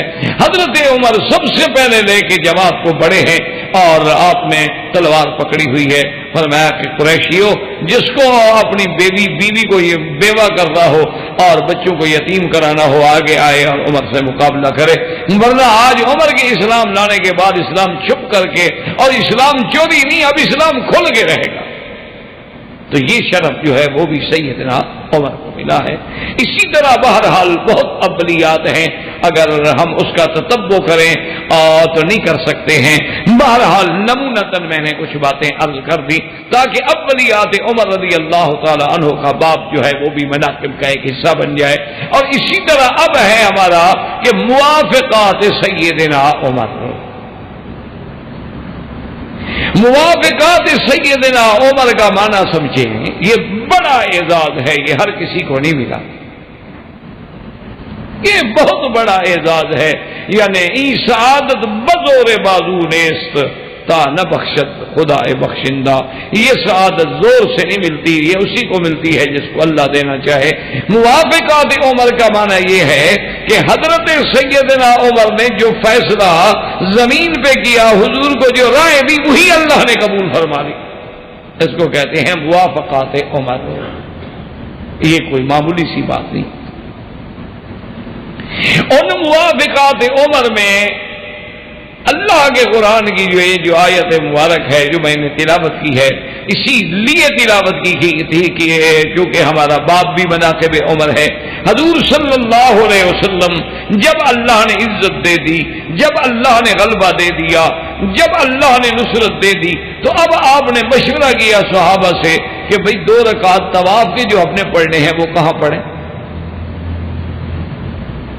اور یہ 2 رکعت جو ہیں یاد رکھیں امام ابو حنیفہ رحمۃ اللہ علیہ کے نزدیک واجب ہیں اور باقی ائمہ کے نزدیک سنت ہیں، لیکن بس لوگوں کی زبان پہ چڑھ جاتا ہے کہ 2 رکعت نفل میں پڑھ لوں، طواف کی نفل نہیں ہوتے ہی، طواف چونکہ نفلی ہوتا ہے ذہن یہی کہتا ہے کہ 2 رکعت نفل، حالانکہ 2 رکعت پڑھنا امام ابو حنیفہ رحمۃ اللہ علیہ کے نزدیک واجب ہیں اور باقی ائمہ کے نزدیک سنت ہیں۔ یعنی امام صاحب کے نزدیک ایک دفعہ نہیں پڑھے تو جب یاد آئے پڑھنے ہوں، حضور صلی اللہ علیہ وسلم نے رائے دی صحابہ سے کہ بھئی کون سی جگہ ہم معین کر لیں تاکہ طواف سے فارغ ہو کے آدمی نے 2 رکعت جو ہے ایک مقام معین کر دیا جائے. ہر صحابی نے اپنی رائے دی. حضرت عمر رضی اللہ تعالی عنہ سے جب حضور نے پوچھا کہ عمر تمہاری کیا رائے ہے، تو حضرت عمر نے کہا کہ یا رسول اللہ اگر آپ مجھ سے پوچھتے ہیں نا تو میں کہتا ہوں کہ مقام ابراہیم کو مصلی بنا لیں، کیونکہ یہ کعبہ بھی ابراہیمی، بناء ابراہیمی، دین بھی ابراہیمی، ملت بھی ابراہیمی، اور اسی پتھر پہ کھڑے ہو کے سیدنا ابراہیم علیہ السلام نے یہ کارنامہ انجام عطا فرمایا ہے. تو جب حضرت عمر نے یہ رائے دی، اللہ تبارک و تعالیٰ کا قرآن بھی نازل ہوا کہ وَاتَّخِذُوا مِن مَّقَامِ إِبْرَاهِيمَ مُصَلًّى. اللہ نے فرمایا کہ میرے نبی ہمیں عمر کی رائے منظور، اور اس سے اصل مسئلہ سمجھے. حضور کی حدیث مبارک ہے کہ من سن سنتن حسنتن، جو بندہ کسی اچھے کام کی ابتدا کر دے اس کام پہ جو قیامت تک لوگ عمل کریں گے اس ثواب میں حصہ جو ہے اس ابتدا کرنے والے کو ملے گا. اور اسی طرح حضور نے فرمایا جو بندہ کسی برائی کی ابتدا کر دے قیامت تک جو گناہ ہوگا تو اس کے بندے پہ بھی لکھا جائے گا جس نے ابتدا کی ہے. اس لیے حضور نے فرمایا کہ اول من سن القتل قابیل، حضرت آدم کے بیٹے قابیل نے سب سے پہلے قتل کیا تھا. قیامت تک جتنے قتل ہوں گے تو ان کا گناہ جو ہے قابیل پہ بھی لکھا جائے گا. اب اسی سے اندازہ لگائیں کہ قیامت تک جتنے لوگ آئیں گے عمرہ کریں گے، طواف کریں گے، حج پڑھیں گے، جب بھی آئیں گے مقام ابراہیم پہ 2 رکعت پڑھیں گے تو ثواب حضرت عمر کو لکھا جائے گا رضی اللہ تعالی عنہ وارضا. اچھا خدا کی شان دیکھیں جو عمر کو نہیں مانتے وہاں نماز پڑھنے کے لیے وہ بھی لڑتے رہتے. خدا کی شان، یہ اللہ کی شان ہے. اللہ تبارک و تعالی نے جس مقام کو عزت و عظمت دینی ہو، یعنی اللہ نے قرآن میں ذکر فرما دیا، لیکن یہ موافقت تھی حضرت عمر رضی اللہ تعالی عنہ کی رائے کی کہ عین جو عمر نے رائے دی تھی وہی اللہ کا قرآن نازل. اسی طرح سیدنا عمر رضی اللہ تعالی عنہ کے بارے میں مقام بدر کے بارے میں بھی کتابوں میں آتا ہے کہ دونوں چیزیں جو ہیں وہ حضرت عمر کی رائے تھی. ایک تو سب سے پہلے جب حضور صلی اللہ علیہ وسلم نے بدر سے نکل کے قافلے کے لیے ابو سفیان کے قافلے پہ حملہ کرنے کا ارادہ کیا تو اس میں جب آپ نے مشورہ دیا تو کچھ لوگوں نے کچھ مشورہ دیا، کچھ نے کچھ مشورہ دیا. جب حضرت عمر سے پوچھا حضرت عمر نے کہا حضور بالکل جانا چاہیے، یہ قافلہ نہیں ہے، اس میں سارے قریش کا مال ہے جو ہمارے خلاف جنگ میں لگے گا. یہ تجارتی قافلہ نہیں ہے تو حربی قافلہ ہے. تو اس کو بھی اللہ نے قرآن میں فرمایا کما اخرجک ربک من بیتک بالحق، میرا بدری جیسے تیرے رب نے تجھے نکالا ہے مدینے سے. یعنی معنی یہ ہے کہ یہ حضور کا وہاں سے نکلنا جو ہے عمر کی رائے اور حکم خدا تھا، تب حضور نکلے مدینہ منورہ سے بدر کے. اور اسی طرح اسارہ بدر کے بارے میں کہ جب جنگ بدر ہو گئی اور یہ مقام بدر، اصحاب بدر، جنگ بدر، یہ بہت بڑی عظیم ترین اول غزوۃ فی الاسلام، یہ اسلام کا سب سے پہلا غزوہ ہے. اور اسی کو اللہ نے قرآن میں یوم الفرقان، اور اس واقعے کو اللہ نے قرآن میں جتنی تفصیل سے بیان فرمایا ہے، کوئی معمولی سی بات تو نہیں کہ حضور نے فرمایا کہ اصحاب بدر سے کہ ان اللہ اطلع الی اہل بدر، اللہ نے بدر والوں کی طرف نظر فرمائی اور فرمایا اعملوا ما شئتم فانی قد غفرت لکم، جاؤ بدر والے جو مرضی آیا کرو تمہاری بخشش ہو گئی. شان بدر میں ملی. تو اب جناب بدر میں ایسے ہوا کہ 70 یہود مشرکین کے بڑے بڑے شنادید، بڑے بڑے سردار، بڑے بڑے ستون جو تھے وہ تو مارے گئے، اور 70 جو تھے ان کے قید ہوئے، اور جو قید ہوئے ان میں بھی بڑے بڑے لوگ ہیں. تو حضور صلی اللہ علیہ وسلم نے اسارہ بدر کے بارے میں صحابہ سے رعایت رکھی، کیونکہ اسارہ بدر کے بارے میں اب یہ بات ہو سکتی تھی کہ یا تو بھئی ان کو ہم چھوڑ دیں، کچھ بھی نہ لیں، چھوڑ دیں، یا ہم ان کو چھوڑ دیں لیکن کچھ فدیہ لے لیں تاکہ مسلمانوں کی مالی مدد ہو جائے، یا ان کو ہم سزا میں قتل کر دیں۔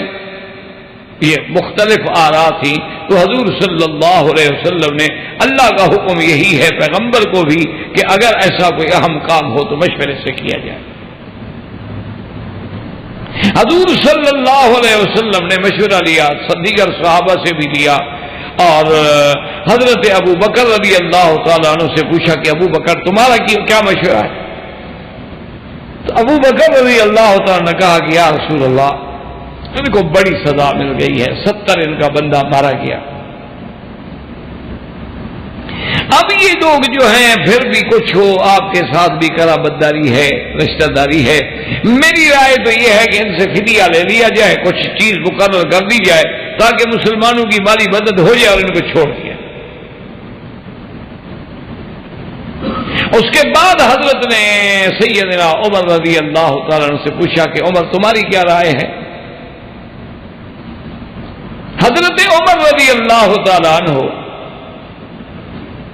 یعنی آپ حیران ہوں گے کہ اللہ تبارک و تعالیٰ جس کو جو شان دے دے، یہ حضرت عمر رضی اللہ تعالیٰ عنہ ہیں جنہوں نے کہا کہ یا رسول اللہ صلی اللہ علیہ وسلم میری رائے پوچھتے ہو؟ آپ نے کہا تمہاری رائے کیا؟ انہوں نے کہا اللہ کے نبی جنہوں نے حضور آپ کا کلمہ نہیں پڑھا، جنہوں نے اللہ کی توحید کا اقرار نہیں کیا، پھر مکے سے آپ کے مقابلے کے لیے فوج لے کے آ گئے، اگر ان کو موقع ملتا ہمیں چھوڑ دیتے؟ یا رسول اللہ میری رائے مانے نا تو مجھے حکم دے، میں بھی تلوار اٹھاؤں، علی بھی تلوار اٹھائے، حمزہ بھی تلوار اٹھائے، اپنے اپنے رشتے داروں کی گردنوں کو کاٹ دیں، اب ان کے ساتھ ہمارا کیا رشتہ ہے؟ اور حضور آج ہی کفر کی جڑ کاٹ دیں ہمیشہ کے لیے، اگر جڑ چھوڑ دی نا پھر درخت نکل آئیں گے۔ حضور صلی اللہ علیہ وسلم فرمایا عمر بڑے سخت آدمی ہو، ان کو کوئی تھوڑی سزا مل گئی ہے، ابھی 70 ان کا مارا گیا، انہوں نے کہا حضور جتنا مل جائے ان کو ختم کرو۔ اور آپ حیران ہوں گے کہ حضرت عمر جو ہیں ان کی والدہ جو ہے نا جی، یہ بھی ان کی والدہ جو ہے وہ بھی حشام کی بیٹی ہے، اور حشام مغیرہ کا بیٹا ہے، یعنی ابو جہل کے خالو ہیں، رشتے کے اعتبار سے وہ بہن بنتی ہے ابو جہل۔ لیکن اس کے باوجود ایمان کی قوت دیکھیں، ابو جہل مارا گیا، انہوں نے کہا نہیں یا رسول اللہ اس کفر کو مٹاؤ۔ حضور صلی اللہ علیہ وسلم نے فرمایا کہ بھائی عمر کی مثال تو ایسے ہے نا جیسے موسیٰ علیہ السلام نبی تھے لیکن جلال تھا نا، یہ اللہ تبارک و تعالیٰ نے تبائے رکھے ہوتے ہیں نا، بعض طبیعت پیغمبروں میں جمال کا اثر زیادہ ہوتا ہے، بعض میں جلال کا اثر زیادہ ہوتا ہے، اسی طرح صحابہ میں، اسی طرح اولیاء اللہ میں اللہ تبارک و تعالیٰ نے بعض میں جمالیات کا حصہ زیادہ رکھی ہے۔ تو حضرت عمر رضی اللہ تعالیٰ رائے دے کے چلے گئے، بہرحال حضور نے حضرت ابو بکر کی رائے قبول فرما لی اور ان سے فدیہ مقرر کر دیا گیا اور فدیہ لے کے قیدیوں کو چھوڑ دیا۔ اب دوسرے دن جب آئے تو حضرت عمر کیا دیکھتے ہیں کہ حضور بیٹھے ہیں، چھوٹا سا درخت ہے، یہ جیسے صحرا میں جال کے درخت ہوتے ہیں یا کیکر کا درخت ہوتے ہیں، چھوٹے چھوٹے درخت ہوتے تھے، ان کے نیچے بیٹھے ہیں، اور حضرت ابو بکر بھی بیٹھے ہیں، اور حضور صلی اللہ علیہ وسلم بھی آنسو بہا رہے ہیں، اور حضرت ابو بکر بھی آنسو بہا رہے ہیں۔ حضرت عمر آئے، سلام کیا، آ کے عرض کیا کہ یا رسول اللہ اضحک اللہ حسن، اللہ آپ کو ہمیشہ مسکراتا ہوا رکھے، آپ رو رہے ہیں، مجھے بھی بتائیں تاکہ میں بھی شریک ہو جاؤں غم میں۔ آپ نے فرمایا عمر ہم نے تیری رائے منظور نہیں کی، یہ درخت دیکھ رہے ہو یہاں تک گویا اللہ کا عذاب آ گیا، اگر اللہ عذاب اتار دیتے لما نجا منہا الا عمر و سعد، صرف عمر اور سعد بچتے اور کوئی اللہ کے عذاب سے نہ بچ سکتا۔ یہ تو اللہ کی مہربانی ہے کہ اللہ نے معافی عطا فرما دی، لیکن اللہ نے فرمایا کہ میرے نبی جو رائے عمر نے دی تھی آپ نے کیوں قبول نہیں کی؟ تو یہاں بھی کہ ما کان لنبی ان یکون له اسری حتی یسخن فی الارض، اللہ نے فرمایا یہ میرے نبی کی شان تو نہیں کہ ہم قیدی تیرے دشمن قیدی بنا کے آپ کے ہاتھ میں دے دیں اور آپ ان کو چھوڑ دیں۔ آپ صرف دنیا کی چند روزہ زندگانی کی عزت کو مقدم رکھیں، آرام کو مقدم ہے، اپنے ان کو کیوں چھوڑا ہے؟ لولا کتاب من اللہ سبق لمسکم فیما اخذتم، اگر ہم فیصلہ نہ کر چکے ہوتے میرا بدری کہ ہم آپ کو معاف کر چکے ہیں، پہلے سے فیصلہ ہے ہمارا، اگر یہ فیصلہ نہ کر چکے ہوتے اور آپ کو اہل بدر کو معاف نہ کر چکے ہوتے تو ہم عذاب عظیم نازل کرتے کہ آپ نے دشمنوں کو چھوڑ دیا اور عمر کی رائے کو قبول نہیں کیا۔ تو یہ بھی وہ آیت مبارکہ ہے جو موافقات سیدنا عمر رضی اللہ تعالی عنہ میں ہے کہ حضور صلی اللہ علیہ وسلم نے فرمایا کہ بھئی اگر اللہ نہ کرے، اللہ نہ کرے، اللہ نہ کرے، اگر وہ عذاب نازل ہوتا تو پناہ پانے والا صرف حضرت عمر ہوتے یا حضرت سعد، تو یہ مقام جو ہے یہ بھی حضرت عمر کو، یہ بھی یعنی موافقت قرآن کریم۔ اسی طرح ایک روایت میں آتا ہے کہ ایک دن حضور صلی اللہ علیہ وسلم کی خدمت میں حضرت عمر آئے، انہوں نے کہا کہ یا رسول اللہ یدخل علی نسائک البر والفاجر، حضور یہ آپ کے گھر میں اچھے لوگ بھی آتے ہیں، ہر بندہ تو حضرت اچھا نہیں ہوتا، کسی میں کوئی کمزوری ہوتی ہے، آپ کے گھر میں آنا، آپ کی بیویوں کے پاس آنا اور پردہ کوئی نہیں، حجاب کا حکم کوئی نہیں، یا رسول اللہ میری غیرت قبول نہیں کرتی، یا رسول اللہ میری غیرت نہیں برداشت کرتی کہ اللہ کے نبی کے گھر میں پردہ نہ ہو، حضور کی بیویاں گھر سے باہر جائیں قضائے حاجت کے لیے بغیر پردے کے، اور پھر حضور آپ کے گھر میں ہر آدمی آئے اور سوال کرے اور کھانا کھائے اور داخل ہو اور بیٹھ جائے، میری غیرت تقاضا نہیں کرتی۔ بی بی زینب کو تو غصہ آ گیا، انہوں نے کہا عمر تم کون ہو ہم پہ روک ڈالنے والے؟ یہ اللہ کے نبی کا اور ان کی بیویوں کا مسئلہ ہے، آپ کو زیادہ غیرت آ رہی ہے۔ اللہ نے اسی وقت قرآن نازل کر دیا کہ یا ایھا النبی قل لازواجک وبناتک ونساء المؤمنین یدنین علیہن من جلابیبہن، اللہ نے فرمایا میرا نبی میرے پیارے محمد مصطفیٰ صلی اللہ علیہ وسلم ازواجک، اپنی بیویوں سے بھی کہہ دیں، اپنی بیٹیوں سے بھی کہہ دیں، ایمان والوں کی عورتوں سے بھی کہہ دیں کہ اپنے اوپر گھونگھٹ ڈالیں، پردہ ڈالیں، بغیر پردے کے نہ نکلیں۔ اسی طرح حکم آ گیا کہ فلا کہ کوئی چیز پوچھنی ہو تو من وراء حجاب، پردے کے بغیر نہیں، ختم۔ تو جو عمر نے رائے دی تھی اللہ نے قرآن نازل کر دیا، اور حجاب کا حکم جو ہے وہ قیامت تک کے لیے نافذ ہو گیا کہ اب نبی کی بیوی بھی ہے تب بھی پردہ کرے گی، اور اللہ کے نبی کے گھر کے اندر بھی کوئی غیر محرم اور غیر اجنبی جو ہے وہ داخل نہیں ہو سکتا۔ یہ شرف جو ملا ہے یہ بھی سیدنا عمر رضی اللہ تعالی عنہ کو ملا ہے کہ آیت حجاب جو اتری تو یہ بھی موافقات عمر میں ہے رضی اللہ تعالی عنہ وارضا۔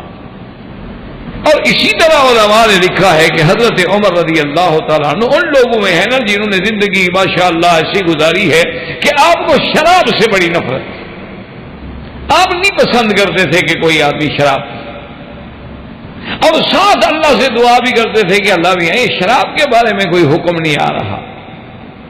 تو سب سے پہلی آیت اتری يسألونك عن الخمر والميسر قل فيهما إثم كبير ومنافع للناس وإثمهما أكبر من نفعهما۔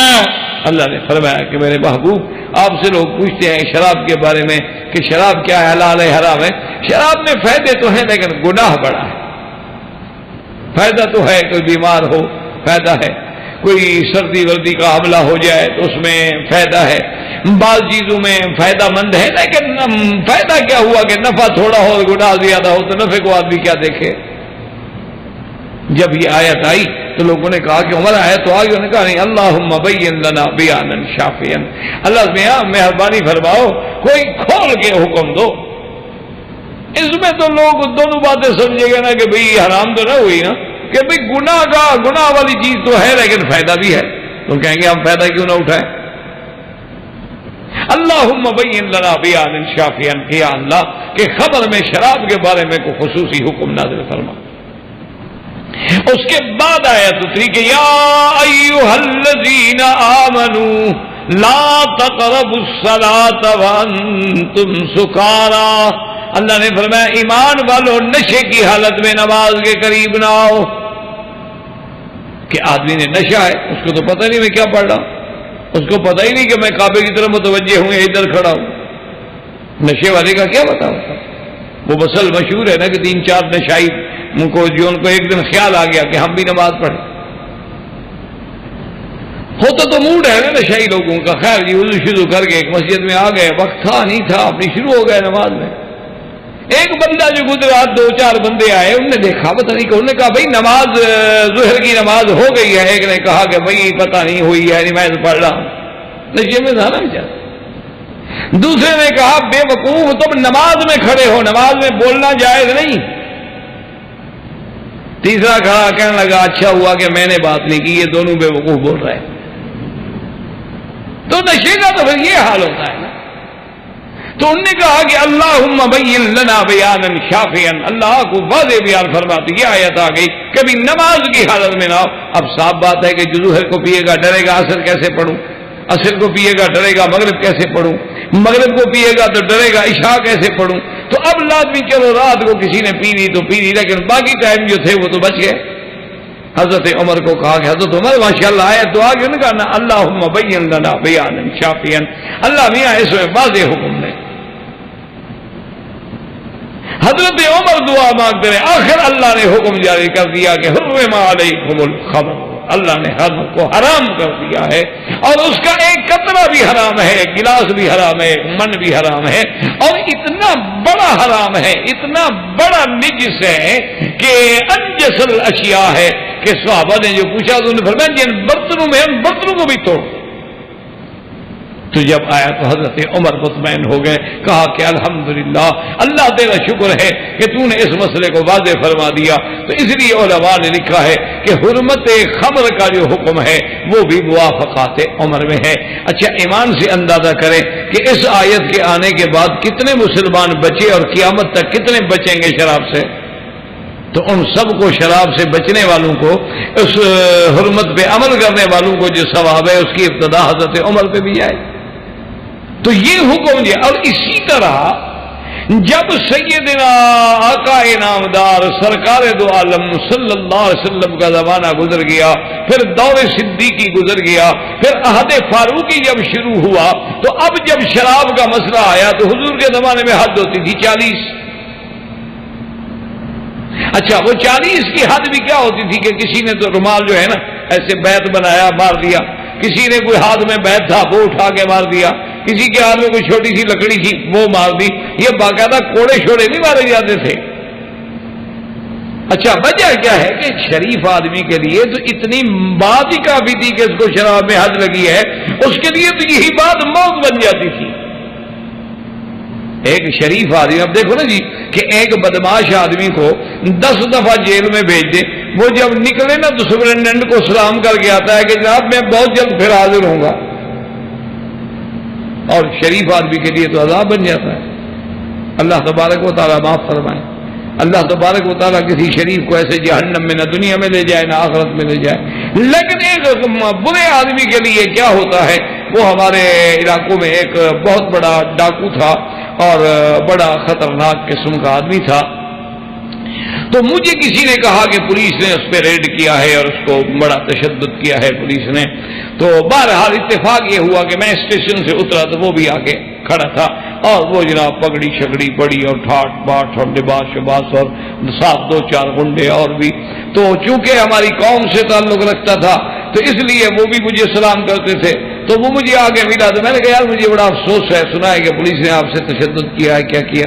کہنے لگا مکی صاحب آپ شریف لوگ جو ہوتے ہیں نا، آپ کو اللہ میاں نے جو عزت دی ہوتی ہے اتنی تولے کے برابر. ہمارے پاس تو منوں کے حساب سے عزت ہے. میں نے کہا کیا مطلب؟ انہوں نے کہا جی میں ابھی آپ کو دھکا دے دوں سارے پاکستان میں ہل جائے گا، مکی صاحب کو مارا گیا، مکی صاحب کو مارا گیا، مکی صاحب کو مارا گیا، جناب گر گئے، ٹوپی گر گئی، مٹی پہ پڑے تھے، اٹھانے والا کوئی نہیں تھا.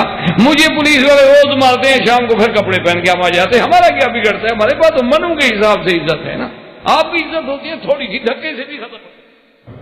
احباب کرام، اس کے بعد اب آپ اس مبارک سلسلے کی CD نمبر 15 سماعت فرمائیں۔ اب آپ